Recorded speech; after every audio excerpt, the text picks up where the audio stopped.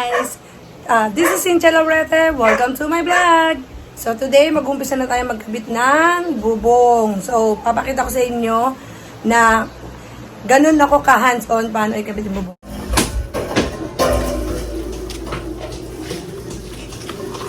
Ang hirap pag maliit talaga space no?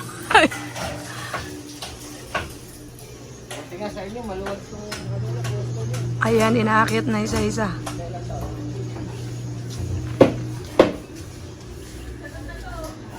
Naakit na nila isa-isa yung bakal. Hi guys! Ayan, nag-uumpisa na tayo magpagawa ng bubong. Dinadugtong-dugtong na para gawing trusses.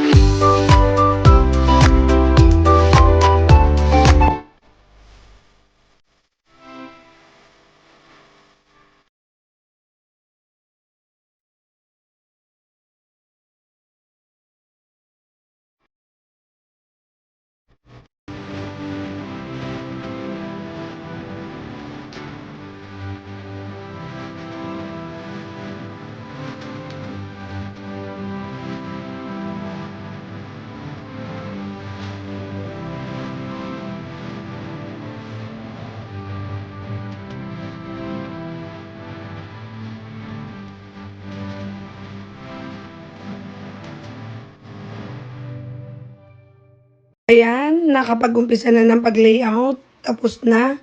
Maglalatag na sila ngayon ng mga bubong. Habang inaakyat yung ibang mga bakal at nagre-welding spotting na sila ng mga naikabit na. Ayan yung alulod. Yung pinaka-overlap sa dulo ng terrace para nakakover at hindi maulanan yung pag-akyat baba ng tao. So, ayan. Malapit na matapos. Andyan pa rin ako hanggang matapos na nilang paglapat ng mga bubong, pagkabit ng plasing sa gilid. Lagi ako nasa tuktok sa taas kasama nila.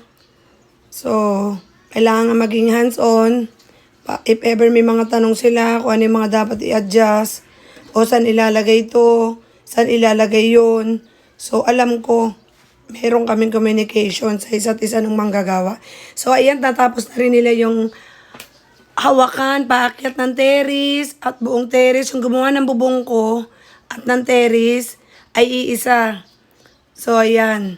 Pinilagyan ko ng gate para kung papasok yung mga aso, pwedeng ikulong. Ayan.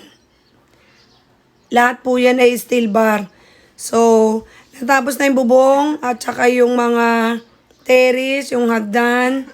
Waiting na lang po ako ngayon para sa mga bintana, windows and doors. So, ayan guys. Sana nakatulong, nakapagbigay ako sa inyo idea na kailangan lagi kayo nandiyo doon. Pag